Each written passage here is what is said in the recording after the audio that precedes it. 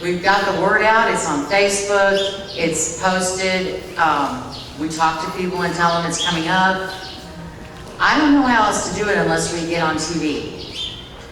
And even then, that's not a sure thing because we have 300 channels to watch. We don't have to watch the commercials anymore. I don't know how to address that. I really don't. Going door to door, yes. I can't walk like that. That's why I have a stick. I cannot go door to door to 2,500 homes. But I can put it out on Facebook. That's the best way I know to do it at this point. Have another question? Hold on. Can we actually have it to where everybody answers that question? I think it's a great question for everyone. It is a great question because I'm at a loss. Yeah. If we could pass it, I'd be Sure. happy. Hold on, Renee. Awesome. Yeah, I think this is a great question for everybody to answer because it is such a difficult situation to get people out to vote, to get them registered even. I would say hosting registration events, adding registration to events that we already have. So I mean, that would be a wonderful thing. I think once we were to get like sponsorships, one of the things that we did when we did the pool party was we got sponsorships and we had people come in and, you know, we hosted that big event. But I mean, I think even with that, we could easily, you know, talk a little bit about the political scene and why it's so important to come and show up to city council to speak. Also, I think it's a wonderful thing to do it on social media, as was explained. I think we could put it out that way. There's so many different opportunities to reach residents. I think, you know, those that go to the schools can also, you know, promote the idea of coming in to speak at council meetings or board meetings for that matter. I think, you know, when we do the Little League registrations or any of that, we can have people there discussing why it's so important to vote. I think there's so many opportunities for this to happen. I think door to door is a great idea, but as I put out door hangers before, it is very difficult to do. So I will tell you, like, I think the best things would be to incorporate what we already have, but bring people more to the scene of like, you can come to city council. We welcome you. We want to hear your input. Please discuss it, please. And the thing is, I'll tell you this, anytime anybody's ever come to me with an issue about anything, and one of the first things I really recommend is taking it to the meeting, whichever one it is, whether it be a school board meeting or whether it be a city council meeting. And, you know, just speak on your subject. Send the emails to everybody so they know. Speak on it. This is the best way for you to really get everything out there. And I honestly believe that's the best way to get people incorporated into our city government. Thank you. Thank you, yeah. Voter participation in the city of Kirby is one of the reasons why the city continues to conduct itself as it has, because there's a great sense of ambivalence among most of the residents. Why even bother going and speaking at the city council meetings if the city council members are going to have their faces down in their phones, they're going to be twiddling their thumbs. And if I say something that is not going to align with what the city council or the mayor wants, I may face retribution.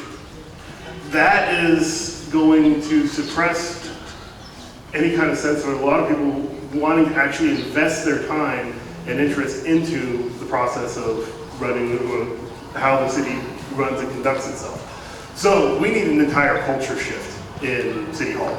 We need to, our citizens, our residents, our neighbors to feel like they are welcome to come in and actively participate in the process of running their city. I think that's the first point. I think putting it out there, voter registration drives are hugely critical because so many people just don't even know how to get involved. It's a simple, most basic act of the democratic process, which is casting their vote.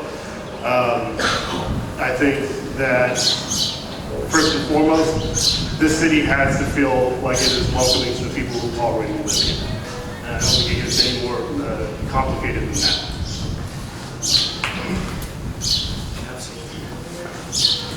Oh, that is hard.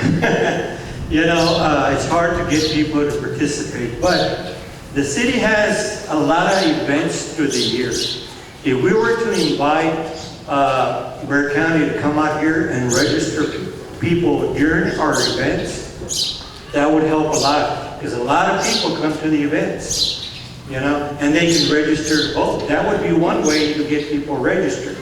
Once you get people registered, then we work on getting them to vote, you know. But also, every resident here in Kirby receives a water bill. Why don't we have our city council meeting schedule put on our water bills? So people know when we have city council meetings, so they can attend. Not everybody has computers, not everybody has social media, not everybody, you know, has emails or stuff. So why can't we just put it in our water bill, our schedule for that month?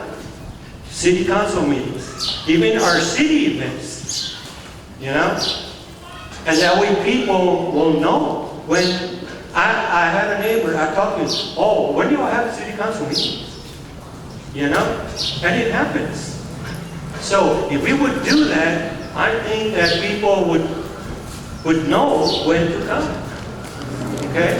And if we get some Bexar County to come out here, every event that we have, okay, whether it's a Halloween event, you know, Christmas, whatever, and invite them to come over here and register people. And I think that would help us a lot. Thank you. Maybe we could advertise city council meeting and post it over a pothole. Maybe that would encourage people to. You'll get the attention quick. Simple for me. Somebody else have a question? Okay. You have a question? Question? Are we going to pass that to the other two for a response to the? Yeah, they didn't answer the question. Oh, Ariane, do you want to respond to that?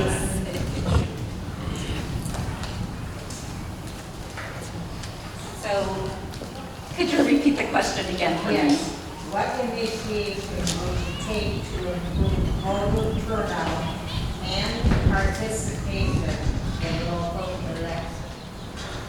I guess going back to what the other candidates had said, social media is a big thing. So posting on social media.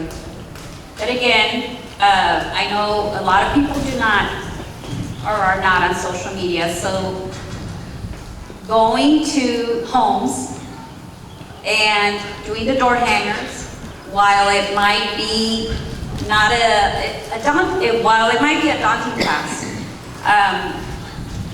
being able to try to do that. Again, having voter registration available during events, during city events. And then also, I know the voter registration clerk or people were here when we had our other meet and greets, not necessarily waiting until it's voting time, but starting that way before, so that we are capturing everybody and not just those that are here, but you know, reaching out more people. And so that would be, again, my solution into trying to get more people. And though quite frankly, I think voter apathy is something that's throughout our nation, where people feel that my vote is not going to make a difference. Why should I go out there and vote? If that is nationwide how people feel, it is probably also indicative of how people feel here as well.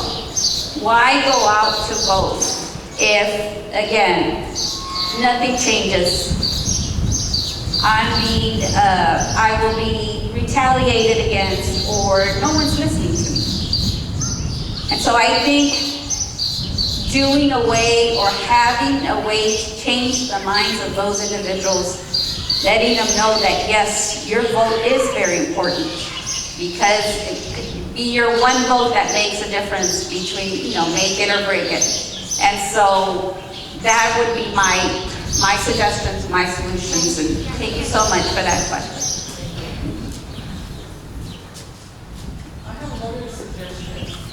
Is it against the law to go to churches and speak that you're running? I can answer that. I mean, for a rock,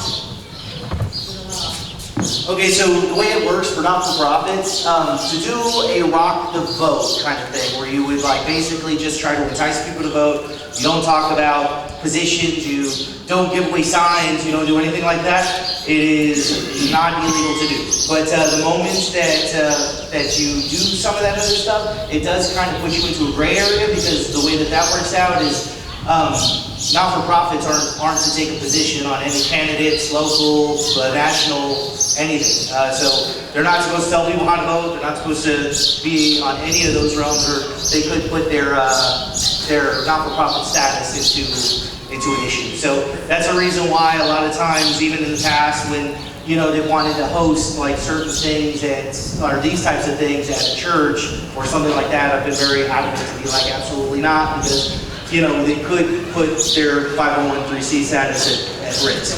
Yeah, so as long as it's a rock the vote, strictly about, hey, we're just trying to get people out to vote, it's okay. But other than that, I would recommend it. I'm not familiar with the exact law in of itself that would prevent a nonprofit, because when you think about it, some of the greatest changes, social changes that have occurred in the country, even here locally, were driven by churches. Whether it was the civil rights movement in the South, it was the black churches that changed that. Here in San Antonio itself, organizations like the Cops in the west side of San Antonio in the late 60s, they affected change so that flooding that was occurring in the west side would be, those roads and drainages were repaired because the Catholic churches in the west side of San Antonio, and driven by Catholic priests actually. So, and actually, Chris, I want to tell you that Singular Mark, we're making plans to invite all candidates of Kirby to a meet and greet at our facility.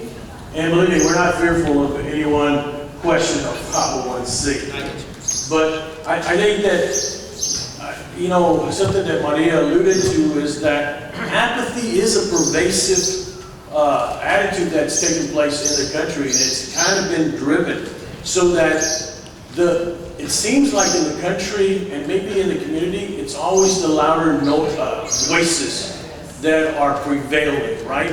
Instead of those people that are kind of in the middle